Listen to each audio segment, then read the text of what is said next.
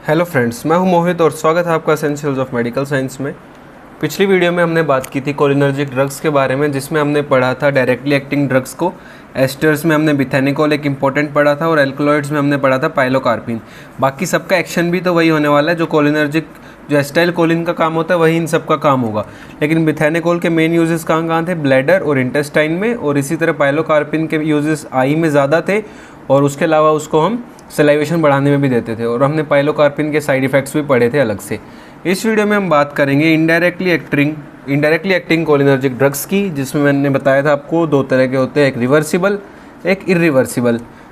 Reversible bond बनाते हैं acetyl choline esterase enzyme के साथ, और इरिवर्सिबल बॉन्ड बनाएंगे मतलब कोवेलेंट बॉन्ड।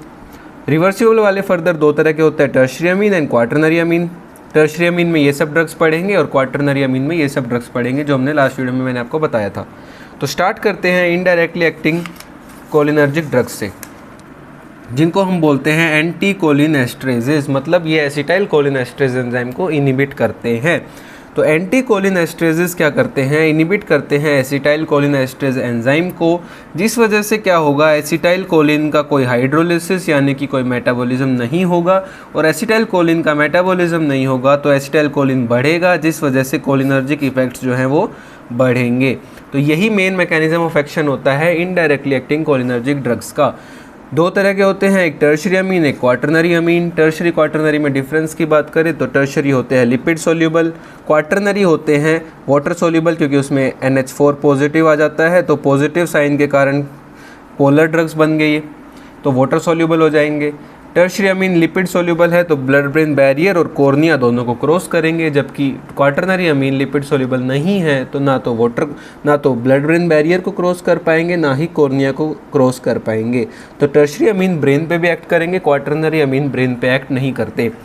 तो बात करेंगे सबसे पहले टर्शियरी अमीन से, फिर बात करेंगे क्वाटरनरी अमीन से। टर्शियरी में हमने बात की थी, टर्शियरी में जो सबसे इंपॉर्टेंट जो हमारे पास था वो था फाइसोस्टिग्मीन। तो टर्शरी में हमने वैसे तो बहुत सारे बात किए थे, फाइसोस्टिग्मीन, डोनेपिजिल, टैक्रीन, रिवास्टिग्मीन, गैलेंटामीन, ये सब बात किए थे 5 ड्रग्स। सबसे मेन है फाइसोस्टिग्मीन, बाकी की बात भी करेंगे अभी। फाइसोस्टिग्मीन इंपॉर्टेंट है और इसको हम यूज़ करते हैं मेनली दो चीज़ों में, दो इसके यूजेस याद करने हैं आपको। एक ग्लोकोमा में इसको यूज़ करते हैं। ग्लोकोमा में क्यों यूज़ करते हैं? क्योंकि ये इंट्राओक्यूलर प्रेशर को कम करता है मियोसिस प्रोड्यूस करके। भाई इंट्राओक्यूलर प्रेशर को कम कर रहा है, कैसे करेगा? मियोसिस करके इंट्राओक्यूलर प्रेशर कम होता है। ये सब बात करेंगे ग्लोकोमा के अंदर। बस अभी याद रखो कि ये इंट्राओक्यूलर प्रेशर को कम करता है बाय प्रोड्यूसिंग मियोसिस, तो इस वजह से इसको ग्लोकोमा में यूज़ करते हैं, क्योंकि ग्लोकोमा में इंट्राओक्यूलर प्रेशर बढ़ जाता है, मैंने बताया था लास्ट वीडियो में भी। सेकंड इसका यूज़ है एट्रोपिन पॉइजनिंग। अब ये एट्रोपिन क्या भला है, ये मैंने अभी तक नहीं बताया आपको। एट्रोपिन होता है anti cholinergic drug. Anti cholinergic मतलब एसिटाइल कोलिन का उल्टा काम करेगा, जो एसिटाइल कोलिन इफेक्ट प्रोड्यूस करता है उससे उल्टे इफेक्ट्स प्रोड्यूस करता है एट्रोपिन जो है वो। तो जब एट्रोपिन अगर बहुत ज़्यादा क्वांटिटी में हो जाए तो उस वजह से हो जाता है एट्रोपिन पॉइजनिंग। एट्रोपिन पॉइजनिंग में ड्रग ऑफ चॉइस देते हैं IV फाइसोस्टिग्मीन। तो याद रखना, एट्रोपिन पॉइजनिंग में ड्रग ऑफ चॉइस है IV फाइसोस्टिग्मीन। कैसे देते हैं? इसको स्लो देते हैं, IV इंट्रावेनस रूट से देते हैं स्लोली, क्योंकि ये ब्रेडिकार्डिया कोज कर सकता है। वही फाइसोस्टिग्मीन तो कोलिनर्जिक ड्रग है। कोलिनर्जिक ड्रग क्या प्रोड्यूस करते हैं? ब्रेडिकार्डिया, हार्ट रेट को कम करते हैं M2 रिसेप्टर पे एक्ट करके। तो अगर हम इसको जल्दी जल्दी दे देंगे IV रूट से तो ये ब्रेडिकार्डिया कोज कर देगा, इसलिए इसको IV रूट से स्लोली देते हैं। फाइसोस्टिग्मीन की बात कर रहा हूँ मैं, इसको स्लोली देते हैं ताकि ब्रेडिकार्डिया ना हो जाए। एक कब देते हैं? एट्रोपिन पॉइजनिंग में देते हैं, ड्रग ऑफ चॉइस है। तो एट्रोपिन पॉइजनिंग में मेन ड्रग जो देते हैं वो फाइसोस्टिग्मीन ही देते हैं, याद रखना। जबकि ग्लोकोमा में ड्रग ऑफ चॉइस नहीं है ये। ग्लोकोमा में याद करो पाइलोकार्पिन मैंने लास्ट वीडियो में बताया था, ड्रग ऑफ चॉइस था ओपन एंगल ग्लोकोमा में। तो ये बात कर ली फाइसोस्टिग्मीन की। नेक्स्ट बात करते हैं इसका अदर यूज़। नेक्स्ट जो यूज़ है टर्शरी अमीन्स का वो है अल्जाइमर डिजीज़ में। तो अल्जाइमर डिजीज़ में टर्शरी अमीन्स को देते हैं कौन कौन से, इसमें कौन कौन से देंगे उसके नाम भी बताऊंगा। सबसे पहले आपको बताता हूँ अल्जाइमर डिजीज़ होती क्या है। अल्जाइमर डिजीज़ एक न्यूरो डिजनरेशन है जिसमें न्यूरॉन्स जो है वो डैमेज हो जाते हैं। न्यूरॉन्स डैमेज हो जाते हैं। कौन से न्यूरॉन मेनली डैमेज होते हैं? Cholinergic neurons. तो जो कोलिनर्जिक न्यूरॉन्स थे, जो एसिटाइल कोलिन जहाँ से निकलता था, वो जो न्यूरॉन्स हैं वो डैमेज हो जाएंगे अल्जाइमर डिजीज़ में, जिसके कारण मतलब होता क्या है, याददाश्त भूल जाता है बंदा। मतलब याददाश्त नहीं, मतलब धीरे धीरे उसको सब चीज़ें भूलता चला जाता है और आखिरी में उसकी डेथ हो जाती है। तो अल्जाइमर डिजीज़ में पेशेंट को होता है कि वो सब कुछ भूल जाता है, अपना नाम भी भूल जाएगा आखिरी कंडीशन में। तो इस तरह से वो आखिरी में मर भी जाता है। तो अल्जाइमर डिजीज़ में क्या हो रहा है, कोलिनर्जिक न्यूरॉन्स का डिजनरेशन हो रहा है। तो हमें क्या देना है, कोलिनर्जिक न्यूरॉन्स अगर कम हो रहे हैं तो हम क्या करेंगे, एसिटाइलकोलिन बाहर से दे दो। ठीक है, तो एसिटाइलकोलिन बाहर से देने का क्या मतलब हुआ, एसिटाइलकोलिन डायरेक्टली नहीं देंगे, कैसे देंगे, एसिटाइलकोलिन को तोड़ने वाले जो एंजाइम है उसको इनिबिट कर दो, ताकि जितना भी एसिटाइलकोलिन प्रोड्यूस हो रहा है वो तो कम से कम बचा रहे। भाई न्यूरॉन्स धीरे धीरे कम हो रहे हैं, लेकिन जो न्यूरॉन्स बचे हुए हैं जो एसिटाइलकोलिन रिलीज़ करते हैं साइनेप्स के अंदर, वो तो कम से कम बचा रहे एसिटाइलकोलिन, वो तो टूटे ना। तो उस एसिटाइलकोलिन को बचाने के लिए क्या करेंगे, एसिटाइलकोलिन एस्ट्रेज एंजाइम जो एसिटाइलकोलिन को डिग्रेड कर रहा था उसको इनिबिट कर देंगे। तो वही तो करते हैं ये रिवर्सिबल इनिबिटर्स। तो हम बात करें रिवर्सिबल इनिबिटर्स की, एसिटाइलकोलिन एस्ट्रेज एंजाइम के। तो अल्जाइमर्स डिजीज़ में कौन कौन से ड्रग्स देते हैं, एक देते हैं सेंट्रली एक्टिंग एंटीकोलिनेस्टेजेस जो ब्रेन पे एक्ट करते हैं डायरेक्टली। तो क्या करेंगे, ब्रेन में एसिटाइलकोलिन बढ़ा देंगे जिसके कारण कोग्निशन एंड मेमोरी बढ़ जाएगी। मैंने याद करो जब कोलिनर्जिक नर्वस सिस्टम पढ़ाई थी फर्स्ट वीडियो इसकी, उसमें मैंने बताया था कि अल्जाइमर डिजीज़ में कोलिनर्जिक ड्रग्स देते हैं। तो वही बात यहाँ पे चल रही है, मैं बता रहा हूँ कौन से ड्रग्स देते हैं। तो इसमें मेनली आपको 4 ड्रग्स याद करने हैं जिसके नाम पिछली वीडियो में बता चुका हूँ, टेक्रीन, डोनेपिजिल, गैलेंटामिन और रिवास्टिग्मिन। ये 4 ड्रग्स हम देते हैं अल्जाइमर्स डिजीज़ में। ठीक है, टेक्रीन बैन हो चुका है अब, और डोनेपिजिल जो है वो ड्रग ऑफ चॉइस है। तो अल्जाइमर डिजीज़ में ड्रग ऑफ चॉइस कौन सा है, डोनेपिजिल, क्योंकि ये ओरल दे सकते हैं। पहली बात तो ओरल दे सकते हैं, तो इससे ज़्यादा अच्छी बात क्या चाहिए, आराम से पेशेंट ले सकता है। जबकि आईवी होगा तो उसको डॉक्टर के पास जाके लेना पड़ेगा। ओरल दे सकते हैं और लॉन्गेस्ट एक्टिंग होता है, बहुत लंबे समय तक काम करता है, इसलिए डोनेपिजिल ड्रग ऑफ चॉइस है अल्जाइमर डिजीज़ में।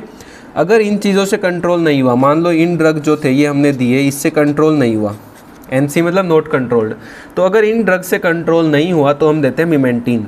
मिमेंटीन क्या है, एनएमडीए ब्लॉकर है। अब ये एनएमडीए क्या है, जिस तरह से एसिटाइलकोलिन के रिसेप्टर्स होते हैं मस्करिन निकोटिनिक, उसी तरह ग्लूटामेट का एक रिसेप्टर होता है। ग्लूटामेट एक न्यूरोट्रांसमीटर है जिसका रिसेप्टर होता है एनएमडीए। तो एनएमडीए ग्लूटामेट का एक रिसेप्टर है। अगर इस एनएमडीए को हम ब्लॉक कर दें तो भी हम ट्रीटमेंट कर सकते हैं अल्जाइमर डिजीज़ का, क्योंकि ये माना जाता है कि जो ग्लूटामेट है उसकी वजह से डिजनरेशन होता है न्यूरॉन्स का। ग्लूटामेट जब एनएमडीए पे काम करता है तभी डिजनरेशन होता है न्यूरॉन्स का, ये माना गया है। तो अगर हम इस रिसेप्टर को ही ब्लॉक कर देंगे तो डिजनरेशन होना से रुक जाएगा, इस वजह से मिमेंटीन देते हैं। तो अल्जाइमर डिजीज़ में कुछ सेंट्रली एक्टिंग ड्रग्स देते हैं जिनमें 4 नाम बताए, और उससे कंट्रोल नहीं होता तो मिमेंटीन देते हैं जो कि एनएमडीए ब्लॉकर है। तो ये हमने बात कर ली टर्शरी अमीन्स की, जिसमें मैंने फाइसोस्टिग्मिन बताया सबसे पहले, 2 uses, glaucoma and atropine poisoning. उसके बाद हमने बात की अल्जाइमर डिजीज़, जिसमें हमने बाकी 4 टर्शरी अमीन्स के नाम यहाँ पे देख लिए। तो टर्शरी अमीन्स में 5 ही नाम थे, 5 कवर हो गए। अब चलते हैं क्वाटरनरी अमीन्स पे। तो हमारा अभी रिवर्सिबल वाला पार्ट ही चल रहा है, इसमें अब चलते हैं क्वाटरनरी अमीन्स पे। तो क्वाटरनरी अमीन्स में मैंने जब आपको नाम बताए थे लास्ट वीडियो में, तो मैंने कहा था 3 सबसे मेन है, नियोस्टिग्मीन, पाइरिडोस्टिग्मीन एंड एड्रोफोनियम। तो ये 3 आपको याद करने हैं, नियोस्टिग्मीन, पाइरिडोस्टिग्मीन एंड एड्रोफोनियम। ये तीनों क्वाटरनरी अमीन्स है। क्वाटरनरी हैं तो ब्लड ब्रेन बैरियर और कॉर्निया को क्रॉस नहीं कर पाएंगे, तो ब्रेन पे एक्ट नहीं करते। सबसे पहले बात करेंगे नियोस्टिग्मीन की। तो नियोस्टिग्मीन का एक इनडायरेक्ट एक्शन होता है और एक डायरेक्ट एक्शन होता है। एक सेकेंड,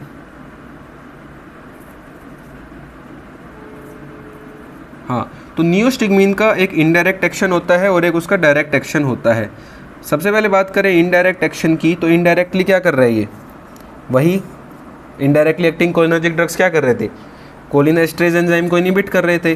तो ये इनडायरेक्टली तो उसी एंजाइम को इनिबिट करता है जिस वजह से एसिटाइलकोलिन बढ़ जाता है न्यूरोमस्कुलर जंक्शन पे। ठीक है, तो ये इसका हो गया इनडायरेक्ट एक्शन। इसका एक डायरेक्ट एक्शन भी होता है कि ये एनएम रिसेप्टर्स को स्टिमुलेट करता है। तो बहुत इंपॉर्टेंट इसका एक काम है कि ये एनएम रिसेप्टर्स को स्टिमुलेट करता है न्यूरोमस्कुलर जंक्शन पे। जो निकोटिनिक रिसेप्टर्स हैं, एनएम रिसेप्टर, उसको स्टिमुलेट करेगा। अब उसको स्टिमुलेट करके क्या होगा, मसल पावर जो है माइस्थेनिया ग्रेविस वाले पेशेंट्स में बढ़ जाती है। तो जिन पेशेंट्स में माइस्थेनिया ग्रेविस होता है उसमें होता क्या है कि एनएम रिसेप्टर जो है वो डैमेज हो जाता है।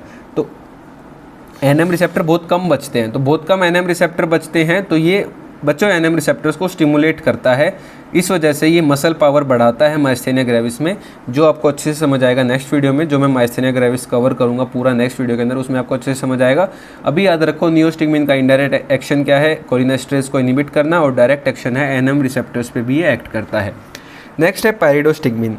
पाइरिडोस्टिग्मीन के सेम नियोस्टिग्मीन वाले फीचर्स हैं, यही काम करेगा दोनों, बस ये थोड़ा लॉन्गर एक्टिंग होता है। सेम नियोस्टिग्मीन है, बस थोड़ा लॉन्गर एक्टिंग है। एड्रोफोनियम की बात करें तो ये बहुत ही शॉर्ट एक्टिंग है, शॉर्टेस्ट एक्टिंग होता है ये इसमें क्वाटरनरी अमीन्स में। तो रैपिड ऑनसेट है, बहुत जल्दी एक्शन शो करता है और बहुत ही कम समय के लिए एक्शन दिखाता है, सिर्फ 8 से 10 मिनट का इसका एक्शन होता है। तो इतने कम समय के लिए हम इसको कहाँ यूज़ कर सकते हैं? इसको हम यूज़ करते हैं 2 जगह पे। एक तो माइस्थेनिया ग्रेविस को डायग्नोज करने के लिए, कैसे करते हैं नेक्स्ट वीडियो में बताऊँगा। तो मेन जो क्वाटरनरी अमीन्स है उसका मेन यूज़ है माइस्थेनिया ग्रेविस के अंदर। जैसे नियोस्टिग्मिन का मैंने बताया माइस्थेनिया ग्रेविस में देते हैं, पाइडोस्टिग्मिन भी माइस्थेनिया ग्रेविस में देते हैं। एड्रोफोनियम कहाँ देते हैं? माइस्थेनिया ग्रेविस को डायग्नोज करने के लिए देते हैं। और जो एड्रोफोनियम है वो माइस्थेनिक क्राइसिस और कोलिनर्जिक क्राइसिस में डिफ्रेंशिएट करने में भी हेल्प करता है। कोलिनर्जिक क्राइसिस क्या होता है? एसिटाइल कोलिन, अगर मान लो किसी कोई पेशेंट था माइस्थेनिया ग्रेविस का, अगर उसको बहुत ज़्यादा एसिटाइल कोलिन दे दिया तो उसके अंदर एसिटाइल कोलिन बहुत ज़्यादा होने के कारण एसिटाइल कोलिन वाले इफेक्ट्स बहुत ज़्यादा आने लग जाते हैं। जो डंबल्स हमने पढ़े थे वो बहुत ज़्यादा आने लग जाएंगे, ठीक है, ब्रेडिकार्डिया बहुत ज़्यादा हो जाएगा, तो उसे कहते हैं कोलिनर्जिक क्राइसिस। और अगर पेशेंट को एसिटाइल कोलिन कम दिया गया है तो उसके अंदर माइस्थेनिया क्राइसिस हो जाएगा। माइस्थेनिया ग्रेविस में क्या होता है? एनएम रिसेप्टर काम नहीं करेगा, एनएम रिसेप्टर डैमेज हो जाएंगे, तो धीरे धीरे बंदा जो है वो, उसकी मसल पावर जो है वो कम हो जाएगी, मसल्स काम नहीं करेंगे, धीरे धीरे ओकुलर मसल्स काम नहीं करेंगे, फिर डायफ्राम भी काम करना बंद कर देगा और अल्टीमेटली डेथ हो जाती है। तो उस कंडीशन में माइस्थेनिक क्राइसिस बोलते हैं। अगर माइस्थेनिया ग्रेविस बहुत ज़्यादा हो गया तो माइस्थेनिक क्राइसिस, और एसिटाइल कोलिन बहुत ज़्यादा होने के कारण कोलिनर्जिक क्राइसिस बोलते हैं। इन दोनों में डिफ्रेंशिएट करने के लिए भी हम एड्रोफोनियम देते हैं। तो एड्रोफोनियम के 2 यूज़ हैं, माइस्थेनिया ग्रेविस में डायग्नोज करने के लिए जिसे बोलते हैं टेंसिलोन टेस्ट, और माइस्थेनिक क्राइसिस और कोलिनर्जिक क्राइसिस में डिफ्रेंशिएट करने के लिए। और माइस्थेनिया ग्रेविस को नेक्स्ट वीडियो में बहुत अच्छे से मैं बताने वाला हूँ, तो नेक्स्ट वीडियो में आपको अच्छे से समझ आएगा। अभी बस याद रखो ड्रग्स के नाम क्या क्या काम आते हैं वो याद रखो। तो अब तक हमने जितने भी रिवर्सिबल एंटीकोलिनेस्टेजेस पढ़े हैं, मतलब टर्शियरी अमीन्स और क्वाटरनरी अमीन्स, इन दोनों के अल्टीमेटली यूजेस क्या क्या हैं वो मैं आपको बताता हूँ। सबसे पहला यूज़ ग्लोकोमा में फाइसोस्टिग्मीन हमने पढ़ा था सबसे पहले टर्शियरी अमीन में।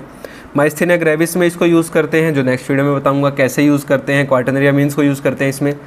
क्यूरेयर पॉइजनिंग में यूज़ करते हैं। अब क्यूरेयर क्या थे? अगर आपको याद हो, मैंने जब एनएम रिसेप्टर बताया था तो एनएम का एंटागोनिस्ट मैंने आपको बताया था, जिसको हम बोलते थे नॉन डिपोलराइजिंग मसल रिलैक्सेंट्स। उसमें आते थे ट्यूबो क्यूरेयर, ऐसे ऐसे ड्रग्स, क्यूरेयर, क्यूरोनियम, ऐसे ऐसे ड्रग्स मैंने आपको बताए थे।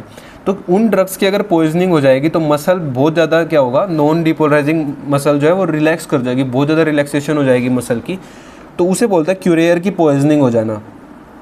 तो क्यूरेयर पॉइजनिंग में भी हम देते हैं रिवर्सिबल एंटीकोलिनेस्टेसिस को। उसके अलावा नॉन डिपोलराइजिंग मसल रिलैक्सेंट्स को रिवर्स करने के लिए इस कंडीशन में भी अब देते हैं एंटीकोलिनेस्टेसिस। अब भाई नॉन डिपोलराइजिंग मसल रिलैक्सेंट्स क्या कर रहे थे? एनएम रिसेप्टर को ब्लॉक कर रहे थे, एनएम के एंटागोनिस्ट थे, तो एनएम को ब्लॉक कर रहे थे, हैशटैग का मतलब है ब्लॉक कर रहे थे। तो एनएम ही अगर ब्लॉक हो गया था तो हम क्या कर सकते हैं? ऐसे ड्रग्स दे दो जो एनएम के ऊपर एक्ट करते हो। एनएम के ऊपर हमने अभी बात की थी, नियोस्टिग्मिन का डायरेक्ट एक्शन होता है, एनएम रिसेप्टर को स्टिमुलेट करता है, तो वो हम दे सकते हैं इस रिवर्सल करने के लिए, नॉन डिपोलराइजिंग मसल रिलैक्सेंट्स के काम को रिवर्स करने के लिए। उसके अलावा एट्रोपिन पॉइजनिंग में फाइसोस्टिग्मिन दिया था। पोस्ट ऑपरेटिव यूरिनरी रिटेंशन में भी दे सकते हैं, पैरालिटिक इलियस में भी दे सकते हैं। ये सब यूजेस तो इसके हैं ही भाई। एसिटाइल कोलिन ही तो एक तरह से कोलिनर्जिक ही तो है ड्रग, तो सारे जो एसिटाइल कोलिन वाले इफेक्ट्स हैं वो तो शो करेगा ही। तो post operative urinary retention, paralytic ileus, इस सब में दे सकते हैं। उसके अलावा स्नेक बाइट पॉइजनिंग में भी हम दे सकते हैं रिवर्सिबल एंटीकोलिनेस्टेसिस को। मेनली क्वाटरनरी अमीन्स देते हैं इस कंडीशन में, क्योंकि स्नेक बाइट के कारण जो वेनम आया, मेनली कोबरा बाइट की बात कर रहा हूँ, उसका जो वेनम है वो एनएम रिसेप्टर को ब्लॉक कर देता है। जो स्नेक का पॉइजन है, वेनम है, वो एनएम रिसेप्टर को कर देता है ब्लॉक। और अगर एनएम रिसेप्टर ब्लॉक हो गया तो हमें क्या देना पड़ेगा? अब ऐसे ड्रग्स दो जो एनएम को स्टिमुलेट करे, तो वही नियोस्टिग्मिन मैंने आपको बताया था, पाइरिडोस्टिग्मिन बताया था, तो वो एनएम रिसेप्टर को स्टिमुलेट करते हैं डायरेक्ट एक्शन शो करके। तो इसी वजह से हम इसमें नियोस्टिग्मिन दे सकते हैं। लेकिन मेन ट्रीटमेंट तो इसका क्या है? मेन तो ड्रग देते हैं एंटीवेनम, सबसे पहले एंटीवेनम देंगे, साथ में नियोस्टिग्मिन दे देंगे। तो नियोस्टिग्मिन देने से क्या होगा? जो स्केलेटल मसल पैरालिसिस और रेस्पिरेटरी पैरालिसिस है वो प्रिवेंट हो जाएगी, क्योंकि स्नेक का वेनोम एनएम रिसेप्टर को ब्लॉक करके अल्टीमेटली डेथ किस वजह से करता है? एक तो वो स्केलेटल मसल को पैरालाइज कर देता है, दूसरा वो रेस्पिरेटरी मसल्स को पैरालाइज कर देगा। तो रेस्पिरेटरी पैरालिसिस होते ही तो आदमी वैसे ही मर जाएगा। तो मेनली स्नेक बाइट के कारण बंदा मरता है रेस्पिरेटरी पैरालिसिस से। तो इसको हम प्रिवेंट कर सकते हैं नियोस्टिग्मिन दे के एंटीवेनोम के साथ। तो ये हमने बात की रिवर्सिबल एंटीकोलिनेस्टेसिस के सारे यूजेस के बारे में। अब नेक्स्ट वीडियो में हम बात करेंगे माइस्थेनिया ग्रेविस की और उसके बाद इरिवर्सिबल एंटीकोलिनेस्टेसिस की। तो अगर आपको वीडियो अच्छी लगे तो लाइक करना, चैनल को सब्सक्राइब करना और वीडियो को शेयर कर देना। Thank you.